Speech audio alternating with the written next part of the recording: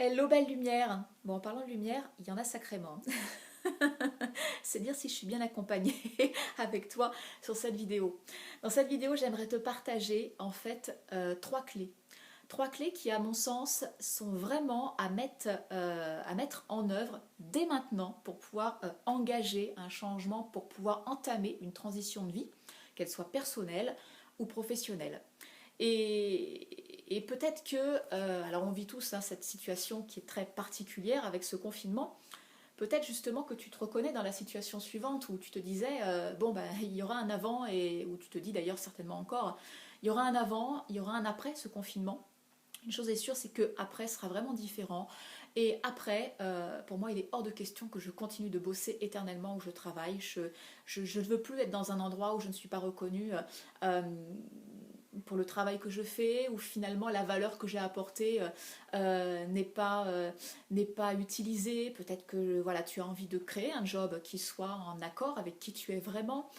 Ça, c'est pour l'aspect professionnel. Ça, peut-être que tu te reconnais dans cette situation, à savoir que bah, le confinement, la promiscuité, dans l'appartement, la ville, t'as montré que finalement c'était pas la vie à laquelle tu aspirais, et que tu te dis bah finalement moi après le confinement je veux carrément changer de vie, je veux partir vivre à la campagne, je veux des poules, je veux des oies, je veux mon jardin où je peux aller cueillir mes fruits et mes légumes et entendre les petits oiseaux le matin au réveil. En tout cas, ça c'est sûr qu'il y aura un avant et un après, mais est-ce qu'il faut véritablement attendre le après pour justement pouvoir engager ce changement? C'est ce que je vais partager avec toi. Alors juste pour remettre les choses en contexte, cette vidéo va être la première d'une longue série puisque j'ai décidé de relever eh bien, l'invitation de mon ami et mentor Martin Latulipe qui nous a reparlé d'un défi 30 vidéos en 30 jours récemment. Je me suis dit tiens, en effet je vais repartir sur ce défi-là parce que je dis c'est une très très belle occasion de partager avec toi, avec vous tous, en fait des clés, des astuces, des conseils, peut-être juste un moment d'inspiration pour pouvoir t'accompagner dans cette transition de vie à laquelle tu te prépares hein, pour vivre ce demain autrement, mais pour que tu puisses la vivre là dès maintenant, pas pour que tu attendes justement un moment meilleur, un contexte différent, en tout cas pour pas que tu attendes que tous les feux soient ouverts quelque part. Donc si tu penses que ce sujet peut intéresser des gens aussi autour de toi, n'hésite surtout pas à partager cette vidéo sur les réseaux sociaux parce que c'est vrai que des transitions de vie, qu'elles soient personnelles ou professionnelles, à mon avis, on va en voir et en connaître quelques-unes. En tout cas, c'est tout ce que je souhaite, c'est tout ce que je souhaite à chacun, puisque là, on est véritablement en train de se réinventer. Mieux que ça, on est en train de s'aligner, de s'aligner enfin avec qui nous sommes vraiment. Alors, ces fameuses trois clés. La première, j'ai envie de te dire, c'est n'attends pas. Tu as envie de quelque chose de nouveau, n'attends pas, commence maintenant. Alors, je sais que souvent on dit mais j'ai pas ce qu'il me faut ou j'ai pas l'espace pour. Et je vais te montrer, je vais te démontrer même que c'est une excuse. Je sais que ça fait des années, euh, des dizaines d'années même, que je rêve d'avoir un espace de vie avec un très très grand jardin pour pouvoir créer ce qu'on appelle un jardin-forêt, une forêt autonome où finalement, quel que soit l'endroit où on se balade, il y a toujours quelque chose à cueillir et à manger. Je rêve de ça. Sauf que voilà, je dis ben non, j'ai pas encore le lieu pour, je peux pas le faire, je peux pas planter, c'est pas encore complètement chez moi. Des excuses tout ça.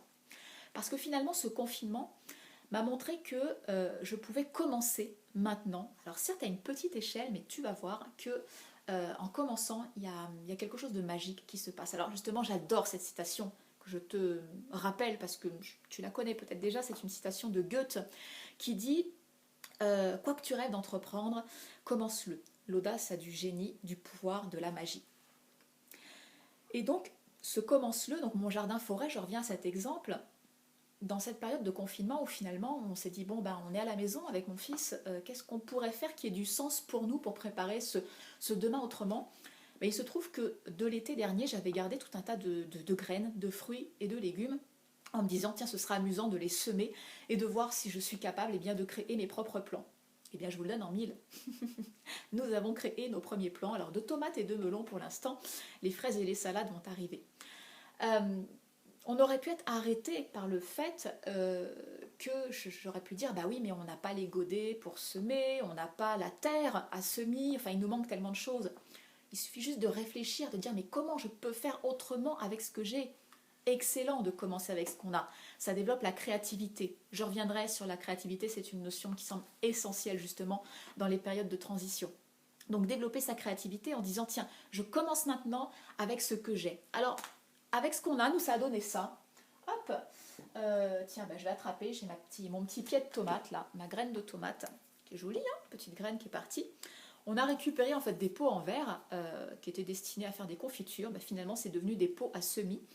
Et on est parti récupérer simplement de la mousse avec mon fils parce que finalement la mousse ça retient bien l'eau. Puis finalement il y a du végétal, il y a un petit peu de terre et nos graines se sont super bien développées dedans. Alors petite astuce, ça te tente, tu mets ta graine, t'arroses et puis tu vides l'excédent d'eau et ça suffit. Et voilà, au bout de 30-40 jours, eh bien on a de magnifiques pieds. Alors petits pieds de tomates, mais on n'est pas peu fiers, on a commencé à faire nos rempotages. Ça, c'était un pépin de melon. Voilà, on a notre petit pied de melon qui arrive.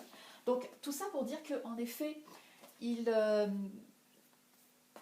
faut pas attendre. Voilà, il faut commencer maintenant. Et d'être quelque part, ça introduit, je dirais, cette deuxième clé que tu vois par l'expérience, cette deuxième clé qui dit, mais fais avec ce que tu as. Donc, commence maintenant, fais avec ce que tu as. Tu vas voir que tu vas développer ta créativité. Puis, en plus, tu vas développer, je dirais... une énergie, une vibration qui est en résonance avec ce à quoi tu aspires pour demain, et tu vas voir que la magie des synchronicités du coup va arriver. Ce qui m'amène donc du coup à cette troisième clé qui dit mais finalement, puisque tu es déjà dans la vibration, dans l'énergie de ce que tu veux créer demain, eh bien continue d'apprendre et tu vas voir que les éléments vont venir progressivement à toi. Bon, il se trouve que du coup, depuis que j'ai commencé, je suis tombée par hasard sur plein d'informations qui me permettaient, en fait, eh bien, à partir de graines, de pépins, eh bien, de faire germer, de produire justement des plants auxquels je n'avais pas pensé. J'avais des kiwis qui traînaient. Aujourd'hui, je sais comment on peut produire des kiwis. J'ai appris sur le kiwi, les kiwis mâles, les kiwis femelles, comment on les garde, comment on les distingue, comment finalement ils peuvent se polliniser entre eux parce que ce ne sont pas des espèces auto-fertiles. J'ai tellement appris, je dirais, en commençant dès maintenant. Et ça, cette troisième clé, elle est importante parce qu'à partir du moment où tu commences, à partir du moment où tu fais avec ce que tu as, que tu continues d'apprendre et que tu accueilles, je dirais, toutes les informations qui vont être utiles pour ce demain autrement, ton projet, il est déjà là. Ton projet, il est déjà là. Parce que nous, finalement, notre forêt autonome, ça ne va pas ressembler à une forêt autonome, hein, ça c'est clair, avec nos petits pots et nos 4 pieds de tomates. Mais peut-être que nos petites tomates, on va garder des graines pour l'été prochain. Et c'est vrai que ces graines-là, quand on va les semer, il y a un sourire quand même quelque part qui va monter en nous en disant, tu te rappelles, ce sont les pieds du confinement, ce sont les pieds du moment où on a le plus appris pour nourrir notre projet, qui était certes plus gros, mais qui est là, qui était déjà là. En fait, pour conclure avec cette vidéo, parce qu'il faut bien la conclure à un moment donné, j'ai envie de te dire que toute transition de vie, qu'elle soit personnelle ou professionnelle, il n'y a pas de transition qui fait qu'on passe en mode on-off. Ça, j'en veux plus et je veux ça. Tac, tac, ça n'existe pas. En fait, une transition de vie, quelle que soit sa dimension, elle passe toujours par des micro-transitions. C'est pour ça que je t'invite et je te rappelle ces 3 clés à commencer maintenant. La deuxième, à faire avec ce que tu as. Et la troisième, à continuer d'apprendre à accueillir les synchronicités qui vont se manifester à toi. Partage cette vidéo, si tu sens qu'elle peut être utile, à toutes les personnes qui sont aujourd'hui en pleine transition de vie ou qui ont le désir d'engager une transition de vie. Et puis on se retrouve demain pour une nouvelle vidéo. Je ne sais pas encore de quoi je vais te parler, mais on se retrouve, ça c'est sûr.